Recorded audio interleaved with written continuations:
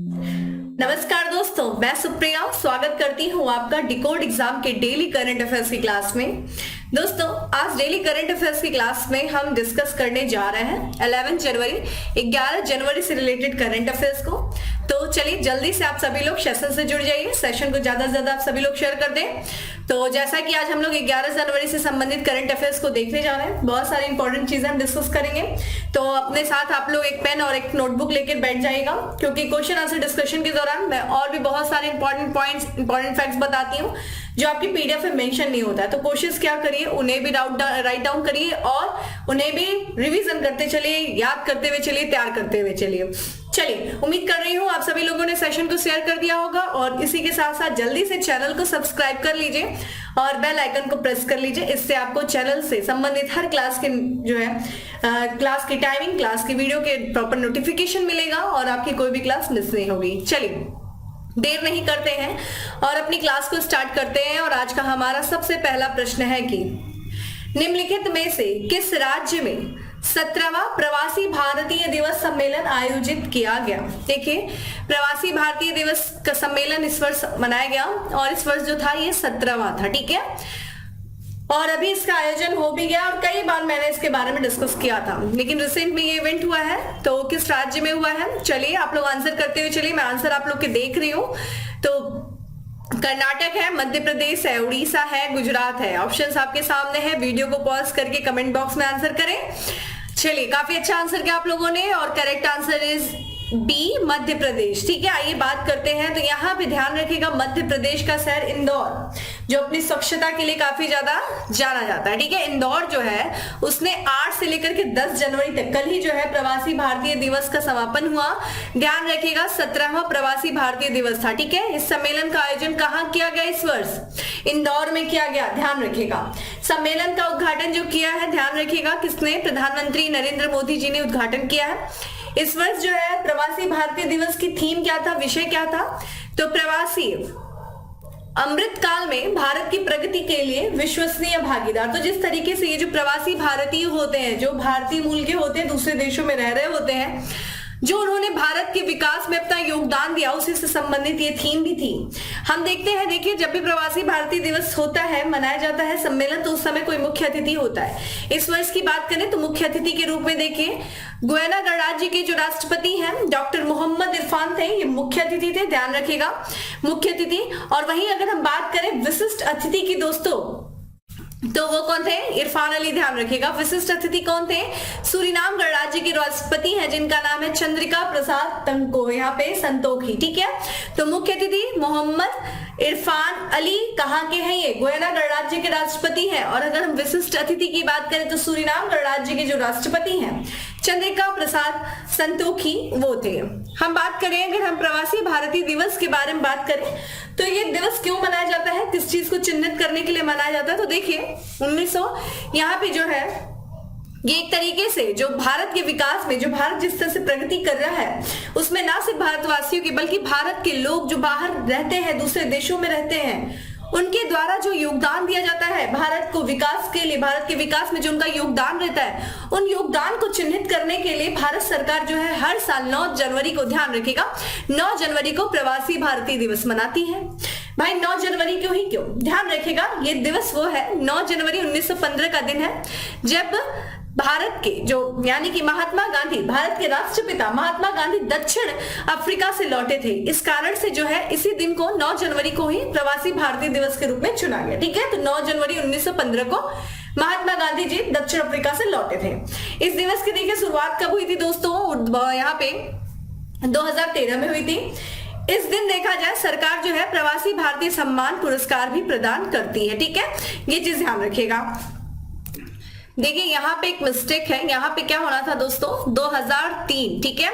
तो यहाँ पे करेक्ट कर लीजिएगा, 2013 नहीं थे, ये 2003, ठीक है। 2003 से इसे मनाया जा रहा है और पहले जो है ये हर साल मनाया जाता था, लेकिन ध्यान रखिएगा 2015 से, ठीक है, 2015 से इसमें संशोधन किया गया और 2015 से संशोधित करने के बाद ये हर 2 वर्ष पर जो है इसे मनाए जाने का निर्णय लिया गया। तो हर 2 वर्ष पर इसे मनाए जाने का निर्णय लिया गया। तो ध्यान रखिएगा 2003 से इसकी शुरुआत की गई थी। तो इस वर्ष 17वां प्रवासी भारतीय दिवस था, ठीक है।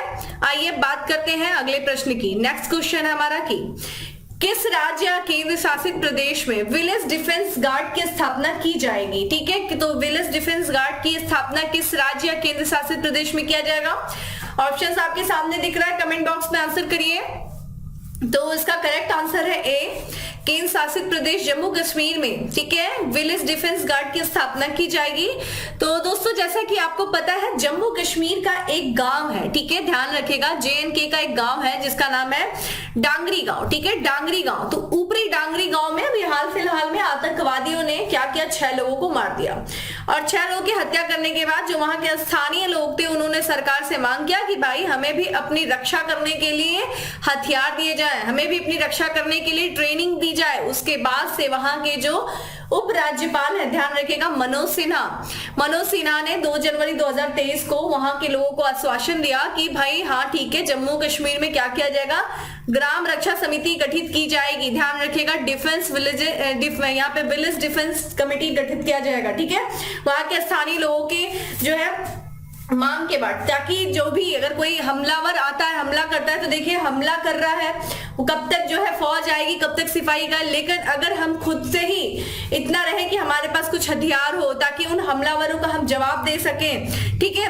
हमलावरों से निपटने के लिए हमारे पास अगर हथियार रहेगा, हमारे पास ट्रेनिंग रहेगी, तो जब तक कोई आएगा, मतलब पुलिस आए या फिर वहां पे जो फौज है वो आए, तब तक हम अपनी रक्षा कर ले, ठीक है। तो यही एक तरीके से था जिसकी मांग की जा रही थी, फिर इसका आश्वासन दिया गया जम्मू कश्मीर के उपराज्यपाल के द्वारा। अगर हम बात करें विलेज डिफेंस कमेटी की, तो देखिए इसको सबसे पहली बार गठित किया गया था 1990 के समय में। उस समय जो डोडा जिला है जम्मू कश्मीर का, जो कि अब किश्तवाड़, डोडा और रामबन जिला है, वहां पे आतंकवादी हमले से लड़ने के लिए किया गया था उस समय, ठीक है। यहाँ पे जो है उस समय तत्कालीन जो जम्मू कश्मीर का जो प्रशासन में जो दूरस्थ पहाड़ी गांव है, उन गांव के जो निवासी हैं उनको क्या किया गया था, हथियार दिया गया था, उनको अपनी रक्षा करने के लिए हथियारों का प्रशिक्षण भी दिया गया था कि भाई अगर कोई भी इस तरह से कोई आतंकवादी हमला अचानक हो जाए, कोई भी हमला आपके ऊपर हो जाए, तो आपको इतने जो है प्रशिक्षण हो, आप ट्रेंड हो इतने कि उन हमलावरों का आप जवाब दे सको, उन हथियारों का इस्तेमाल कर सको अपनी रक्षा के लिए। तो इसीलिए इसको गठित किया गया था। देखिए वर्तमान में जो है विलेज डिफेंस कमेटी का नाम बदल दिया गया है, अब इसे देखिए ग्राम रक्षा गार्ड कर दिया गया है, यानी कि विलेज डिफेंस गार्ड। तो एक तरीके से जो विलेज है उसकी रक्षा करने वाला गार्ड, ठीक है, कौन, हम स्वयं। तो यहाँ पे ध्यान रखिएगा ये जो जम्मू कश्मीर के जो संवेदनशील क्षेत्र है, जहां पे अक्सर क्या होते हैं, हमले होते हैं, वहां पे ये विलेज डिफेंस गार्ड स्थापित करने की जो योजना है उसको ध्यान रखिएगा, जो केंद्रीय गृह मंत्रालय ने मार्च 2022 में ही क्या कर दिया था, अनुमोदित कर दिया था। और उसी के बाद से ये डिसीजन लिया गया कि हम क्या करेंगे कि एक गार्ड बनाएंगे यहाँ पे, यानी कि ये विलेज डिफेंस गार्ड बनाया जाएगा। वहां के जो लोग होंगे, स्थानीय लोग, उनको हथियार मुहैया करा करके उनको ट्रेनिंग दी जाएगी जिससे कि वो अपनी रक्षा कर सके। तो इंपॉर्टेंट चीज है ये, ध्यान रखिएगा, काफी इंपॉर्टेंट न्यूज है ये अपने आप में। चलिए अगले प्रश्न की तरफ बढ़ते हैं। नेक्स्ट क्वेश्चन है हमारा कि निम्नलिखित में से किसे वैश्विक नेतृत्व पुरस्कार से सम्मानित किया जाएगा? तो यहाँ पे वैश्विक नेतृत्व पुरस्कार से जो सम्मानित किया जाएगा किसे, देखिए प्रधानमंत्री नरेंद्र मोदी जी को या फिर chief justice of India Chandrachud, option बाकी आप देख रहे हैं दोस्तों। करेक्ट आंसर इज बी, ठीक है, जो यहाँ पे इस समय जो है मुख्य जो आपके चीफ जस्टिस ऑफ इंडिया है, भारत के मुख्य न्यायाधीश DY चंद्रचूड़ जी को वैश्विक नेतृत्व पुरस्कार से सम्मानित किया जाएगा। तो किसके द्वारा किया जाएगा, तो ध्यान रखिएगा ये जो हार्वर्ड लॉ सेंटर है, हार्वर्ड लॉ स्कूल सेंटर है, उसी के द्वारा जो है वैश्विक नेतृत्व पुरस्कार हेतु चुना गया है किसे, तो भारत के जो मुख्य न्यायाधीश हैं DY चंद्रचूड़, जिनकी तस्वीर आप यहाँ पे स्क्रीन पे देख रहे हैं। देखिए इन्हें ये जो सम्मान दिया गया है, इसके लिए जो सम्मान दिया जा रहा है, जिसके लिए चुने गए हैं, क्यों, कारण क्या है, तो ये इन्होंने जो है देश में और साथ साथ दुनिया में जो इन्होंने कानूनी पेशे, ठीक है, लीगल सर्विस में जो इन्होंने अपना आजीवन जो योगदान दिया है, जो कुछ भी इन्होंने कार्य किया है, उस कार्य को सम्मानित करने के लिए इस पुरस्कार के लिए इनको चुना गया है। ये पुरस्कार आज यानी कि 11 जनवरी को दिया जाएगा, ऑनलाइन कार्यक्रम के माध्यम से इनको प्रदान किया जाएगा। अगर हम बात करते हैं ये पुरस्कार, देखिए हार्वर्ड यूनिवर्सिटी अमेरिका की यूनिवर्सिटी है, ध्यान रखिएगा, और वहीं के ये पढ़े हैं जो वर्तमान हमारे चीफ जस्टिस ऑफ इंडिया है, वो हार्वर्ड लॉ स्कूल से ही इन्होंने, ध्यान रखिएगा, LLM की डिग्री ली है, ज्यूरिडिकल साइंस से भी इन्होंने डॉक्टरेट की उपाधि लिया है, तो ये वहीं के स्टूडेंट रहे हैं और उन्हीं की यूनिवर्सिटी के द्वारा जो है इनको सम्मानित किया जा रहा है। अगर हम DY चंद्रचूड़ की बात करें तो इन्होंने अभी पिछले वर्ष यानी कि 9 नवंबर 2022 को ही भारत के 50वें मुख्य न्यायाधीश के रूप में शपथ लिया है। तो अगर हम सीक्वेंस देखें, चीफ जस्टिस ऑफ इंडिया के क्रम में ये 50वें हैं, ठीक है। 2 वर्षों का इनका कार्यकाल होगा, ध्यान रखिएगा 2 इयर्स जो इनका टेन्योर है 2 साल के लिए है। चलिए कमेंट बॉक्स में आंसर करिए कि 49वें चीफ जस्टिस ऑफ इंडिया कौन थे जिनको इन्होंने रिप्लेस किया, ठीक है, किसके स्थान पे ये आए थे। चलिए अगला प्रश्न है हमारा कि निम्नलिखित में से कौन सा शहर महिलाओं को रोजगार देने के मामले में शीर्ष पर है। तो भाई देखिए कहां पे है जो महिलाएं इतनी आगे हैं जहां पे महिलाओं को बहुत ज्यादा रोजगार मिलता है, कौन सा ये शहर है। तो करेक्ट आंसर इस डी है, ठीक है। तमिलनाडु की जो कैपिटल है चेन्नई, वो महिलाओं को नौकरी देने के मामले में बहुत ही आगे है। और इतना ही नहीं बल्कि दक्षिण भारत के कई सारे शहर जो है वो महिलाओं के लिहाज से देखा जाए यानी कि रोजगार से लिहाज से महिलाओं के लिए काफी ज्यादा बेहतर है। तो वहां पे जो है महिलाओं को काफी ज्यादा रोजगार दिया जाता है दक्षिण भारत में स्पेशली, और इस मामले में भी देखा जाए तो चेन्नई जो है वो शीर्ष पे है। इसके बाद देखिए बेंगलुरु है महाराष्ट्र का शहर, यहाँ पुणे, फिर यहाँ पे जो बेंगलुरु है कर्नाटक की कैपिटल, हैदराबाद तेलंगाना की कैपिटल, मुंबई देखिए महाराष्ट्र की कैपिटल, ये आते हैं। उसके बाद वही बात करें ये जानकारी यानी कि ये जो सूची जारी की गई है वो एक तरीके से एक संस्था है, एक फर्म है जो कि समावेशी कार्यस्थलों पर जो नजर रखने वाली फर्म है जिसका नाम है अवतार। उसी ने अपनी रिपोर्ट जारी किया, उस रिपोर्ट में उसने बताया है। रिपोर्ट में देखिए जो महिलाओं के लिए रोजगार के लिए जो अनुकूल पारिस्थितिकी तंत्र के लिए जो मापदंड स्थापित करा है, उन मापदंड जो स्थापित करने वाले भारत के 111 शहरों की सूची है, उसमें ये बताया गया है। सूची में देखिए क्या बताया गया है कि 10 लाख से जो अधिक आबादी वाले शहर, सिर्फ के अन्य शहरों में देखिए किनको बताया है, अहमदाबाद, विशाखापट्टनम, कोलकाता, कोयम्बटूर, मदुरई, ठीक है। तो इस सूची में बताया गया कि ये भी शहर जो है महिलाओं के जो 10 लाख से अधिक आबादी वाले शहर है, इसमें जो है महिलाओं को रोजगार की स्थिति अनुकूल है। बाकी यहाँ पे शीर्ष पे जो रहा है रोजगार के लिहाज से जो सर्वाधिक जो भारत के शहर में महिलाओं के लिए जो बेहतर सबसे स्थिति रही है वो चेन्नई की रही है, ठीक है, ये चीज ध्यान रखिएगा। चलिए अगला प्रश्न है हमारा कि निम्नलिखित में से किस राज्य में खेलो इंडिया सीनियर महिला राष्ट्रीय खो खो लीग का आयोजन किया जा रहा है। देखिए इस समय गेम से रिलेटेड बहुत सारी चीजें हैं और बहुत ज्यादा यहाँ से पॉसिबिलिटी है प्रश्नों के पूछे जाने की। तो खेलो इंडिया सीनियर महिला राष्ट्रीय खो खो लीग का आयोजन किया जा रहा है पंजाब, झारखंड, उड़ीसा या फिर बिहार। करेक्ट आंसर इज, ध्यान रखिएगा, पंजाब में आयोजित किया जा रहा है। तो यहाँ पे जो खेलो इंडिया सीनियर महिला राष्ट्रीय खो खो लीग का आयोजन देखिए कल से शुरू हुआ यानी कि 10 जनवरी से शुरू हुआ है और ये चलेगा 13 जनवरी तक। और ये पंजाब की कैपिटल ध्यान रखिएगा चंडीगढ़ विश्वविद्यालय में आयोजित किया जा रहा है, ठीक है, पंजाब के चंडीगढ़ विश्वविद्यालय में आयोजित किया जा रहा है। 3 चरणों में इसका आयोजन किया जाएगा। किसके किसके सहयोग से किया जा रहा है, तो खेलो यहाँ पे खेल मंत्रालय के सहयोग से जो भारतीय खो खो महासंघ है उसके द्वारा इसका आयोजन किया जा रहा है। वही बात करें जूनियर और सब जूनियर आयु वर्ग का जो खो खो महिला लीग होगा वो देखिए 16 जनवरी से लेकर के 19 जनवरी तक होगा। कहाँ पे दोस्तों, झारखंड की राजधानी रांची।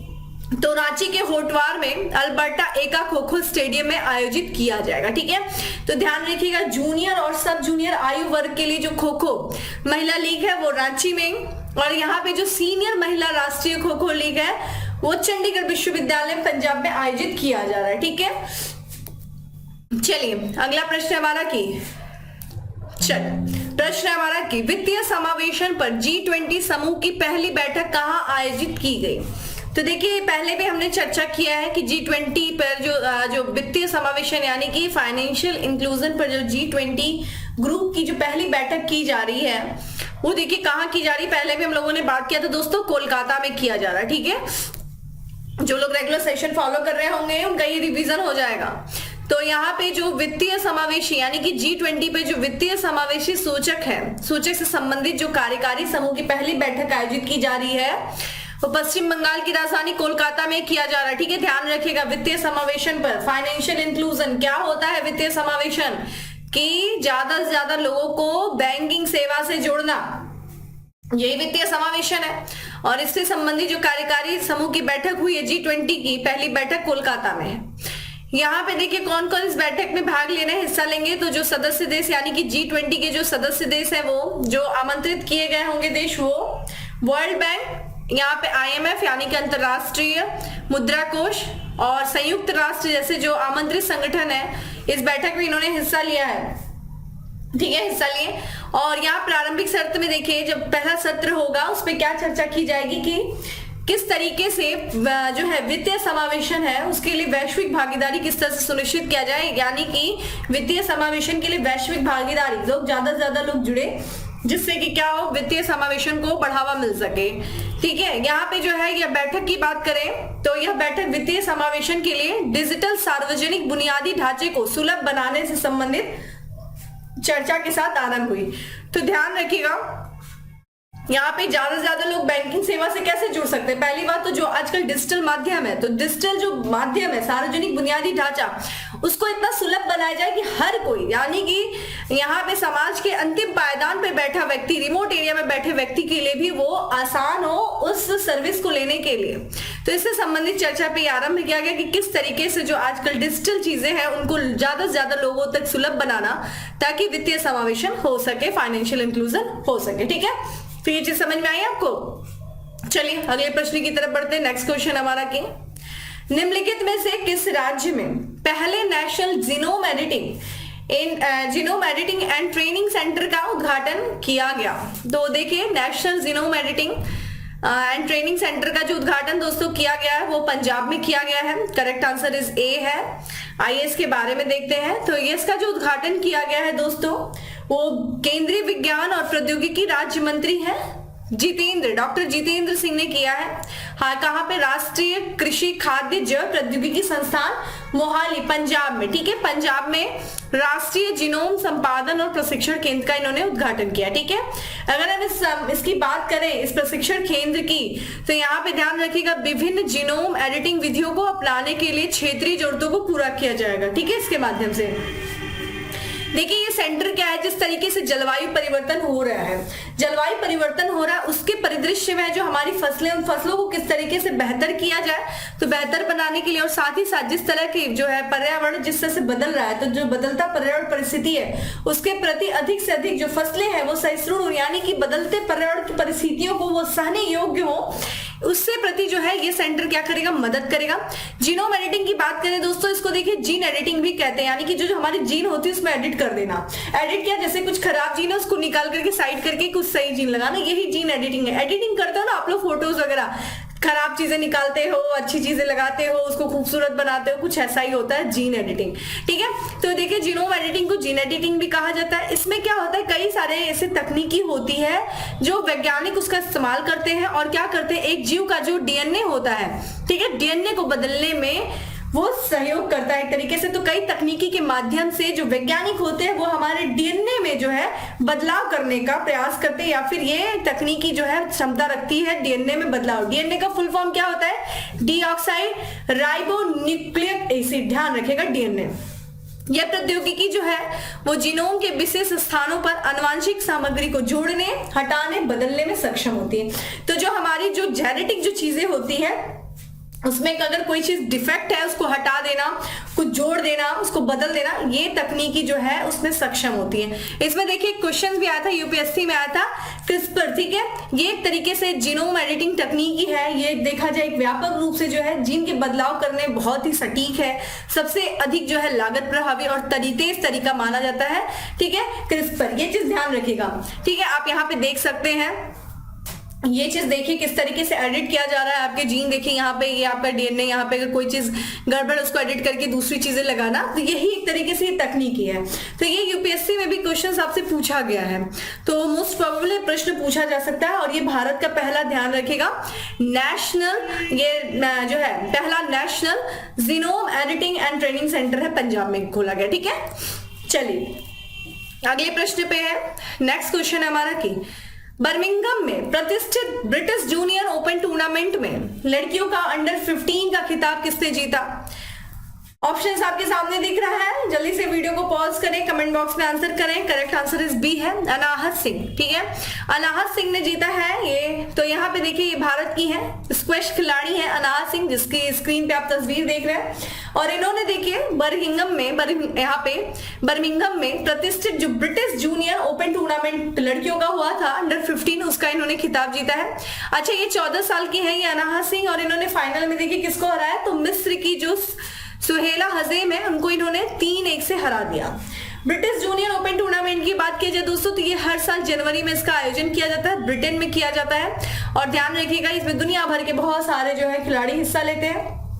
अनाहत जब इन्होंने ये जो बर्मिंघम में जो प्रतिष्ठित ब्रिटिश जूनियर ओपन टूर्नामेंट जब इन्होंने जीता, तो उसके बाद से अब ये जो एशिया जूनियर टीम चैंपियनशिप होने वाली है उसमें ये भाग लेंगे। देखिए फरवरी में होने वाला है ये चेन्नई यानी कि भारत में आयोजित किया जाएगा एशियन जूनियर टीम चैंपियनशिप। ध्यान रखिएगा चेन्नई तेलंगाना, यहाँ पे तमिलनाडु की कैपिटल चेन्नई में आयोजित किया जा रहा है। ठीक है, आइए अगले प्रश्न की तरफ बढ़ते हैं। हाल ही में लॉन्च किया गया एस्पायरेशनल ब्लॉक प्रोग्राम शुरू में कितने जिलों को कवर करता है? देखिए एस्पायरेशनल डिस्ट्रिक्ट प्रोग्राम तो आप लोगों ने सुना ही होगा, अब उसी के तर्ज पर ब्लॉक प्रोग्राम भी गवर्नमेंट के द्वारा शुरू किया गया। तो स्टार्टिंग में ये कितने जिलों को कवर कर रहा है? ऑप्शन देखिए 300, 400, 500 या फिर 600। वीडियो को पॉज करके आंसर देने की कोशिश करिए आप सभी लोग, और करेक्ट आंसर इस सी है, 500 जिलों को कवर कर रहा है। आइए इसके बारे में बात करें।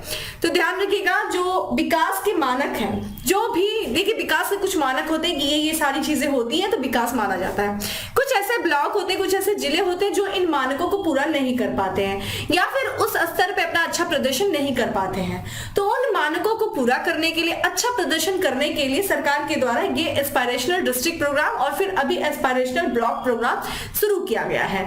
तो इसकी जो शुभारंभ किया गया है प्रधानमंत्री नरेंद्र मोदी जी ने किया है। तो जो ब्लॉक जो है पिछड़े हैं अपने विकास के मानकों में, उनका अच्छा प्रदर्शन हो, उनको जो है अपने प्रदर्शन में सुधार कर सके वो, इसको ध्यान में रखते हुए प्रधानमंत्री जी ने एस्पायरेशनल ब्लॉक प्रोग्राम का शुभारंभ किया। इस प्रोग्राम के बारे में जो घोषणा किया गया था वो बजट में इसी वर्ष यानी कि 2022-23 वाले बजट में किया गया था। आरंभ में इस प्रोग्राम के तहत 31 राज्य और केंद्र शासित प्रदेश के लगभग 500 जिलों को कवर किया जा रहा है।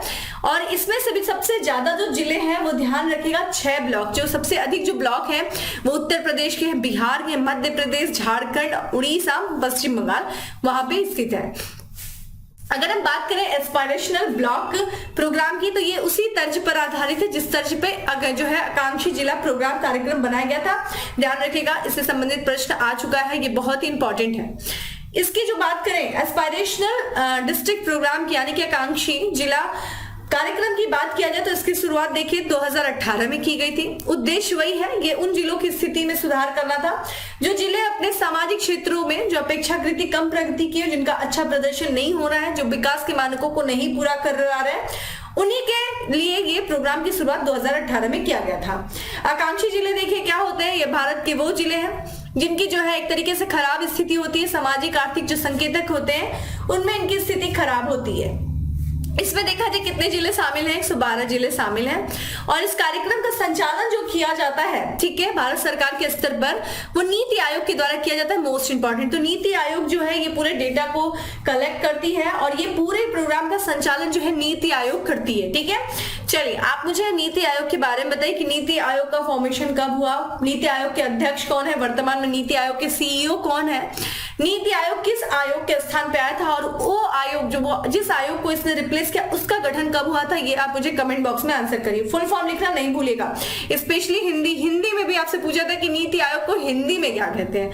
ठीक है, चलिए हम अपने लास्ट प्रश्न की तरफ बढ़ते हैं। नेक्स्ट हमारा लास्ट क्वेश्चन है कि निम्नलिखित में से कहां सैन्य टैटू और जनजातीय नृत्य उत्सव आदि शौर्य पर्व पराक्रम का आयोजन किया जाएगा? नई दिल्ली, गांधीनगर, जयपुर या फिर Mumbai? Correct answer is a है, नई दिल्ली में किया जाएगा। देखिए ये जो शुरुआत इसके जो पर्व का आयोजन किया जाएगा वो 23 से 24 जनवरी को किया जाएगा नई दिल्ली में। ये एक सैन्य अभ्यास और आदिवासी नृत्य उत्सव है जिसका नाम है आदि शौर्य पर्व कार्यक्रम। ठीक है, इसका आयोजन किया जाएगा। स्पेशली जो है ये जो है गणतंत्र दिवस जो कि 26 जनवरी को जो गणतंत्र दिवस मनाया जाएगा 2023 का, उसी के हिस्से के रूप में, और साथ ही साथ नेताजी सुभाष चंद्र बोस की जो 126वीं जयंती है, ठीक है, पराक्रम दिवस के अवसर पर आयोजित किया जा रहा है। ठीक है, तो पराक्रम दिवस अगर आपसे कोई पूछ दे ध्यान रखिएगा 23 जनवरी को मनाया जाता है। 23 जनवरी को, ठीक है, 126वीं जयंती इन्हीं के जो है जयंती के उपलक्ष्य में सरकार के द्वारा पराक्रम दिवस 23 जनवरी को मनाया जाता है। उसी के रूप में ये, उसी अवसर पर ये आयोजित किया जाएगा ये आदि शौर्य पर्व कार्यक्रम, ठीक है। तो ये था दोस्तों आज का हमारा 10 MCQ। अब बात करते हैं फैक्ट्स ऑफ द डे की। हमारा सबसे पहला फैक्ट है कि हाल ही में भारत पे के जो सीईओ बनाए गए हैं, सीईओ के रूप में नियुक्त किया गया, कि कौन नियुक्त हुए भाई? नलिन नेगी। वही बात करें कि अपनी नई पुस्तक जिसका नाम है अंबेडकर अलाइव, उसका विमोचन किसने किया? शशि थरूर। देखिए शशि थरूर की ये पुस्तक है, इन्होंने ये लिखी अंबेडकर अलाइव, इसका विमोचन इनके द्वारा किया गया। अभी हाल ही में राष्ट्रीय खाद्य सुरक्षा अधिनियम के तहत केंद्र सरकार की मुफ्त योजनाओं में शामिल हो गया कौन सा राज्य? तेलंगाना राज्य। वही बात करें भारत की पूर्व युगल विश्व नंबर 1 खिलाड़ी हैं जिन्होंने दुबई टेनिस चैंपियनशिप 2022 के बाद अपनी सेवानिवृत्ति की घोषणा किया है। कौन है भाई? सानिया मिर्जा। तो ये देखा जाए सानिया मिर्जा जो है अब रिटायरमेंट की अपनी घोषणा कर चुकी है। इन्होंने बताया कि इस चैंपियनशिप के बाद, दुबई टेनिस चैंपियनशिप के बाद वो रिटायर हो जाएंगी। वहीं बात करें न्यूयॉर्क फिल्म क्रिटिक्स ने बेस्ट डायरेक्टर अवार्ड से सम्मानित किया किसे भाई? SS राजामौली, ठीक है। इन्होंने RRR फिल्म बनाई थी, SS राजामौली, ठीक है। तो इसके लिए इनको जो है बेस्ट डायरेक्टर अवार्ड से सम्मानित किया गया क्रिटिक्स ने, ठीक है। किसने? न्यूयॉर्क फिल्म क्रिटिक्स ने। तो दोस्तों ये था आज का हमारा करंट अफेयर्स जिसमें हम लोगों ने 10 फैक्ट्स अपना MCQ और साथ ही साथ 5 फैक्ट्स ऑफ द डे देगा। क्वेश्चन जो मैंने पूछा है उम्मीद करती हूँ उसका आंसर करेंगे आप सभी लोग। बाकी जल्दी से आप सभी लोग लग जाइए प्रिपरेशन, एकदम रिवीजन करना शुरू करिए, अपने पूरे होल ऑन सिलेबस को कवर करिए। जितने भी सारे सिलेबस है, जो सब्जेक्ट है जो आप लोगों ने पहले पढ़ रखा है उसको रिवीजन करिए, जो नहीं पढ़ा है उसको पढ़ डालिए। अब वक्त बहुत कम है और एकदम स्पीड दीजिए अपनी प्रिपरेशन को, ठीक है। बाकी डेली करंट अफेयर्स की PDF आपको टेलीग्राम ग्रुप में मिल जाएगी जिसका लिंक आपको डिस्क्रिप्शन बॉक्स में दिया हुआ है। फिर मिलते हैं नेक्स्ट सेशन में, तब तक के लिए bye, have a good day, stay safe and stay happy.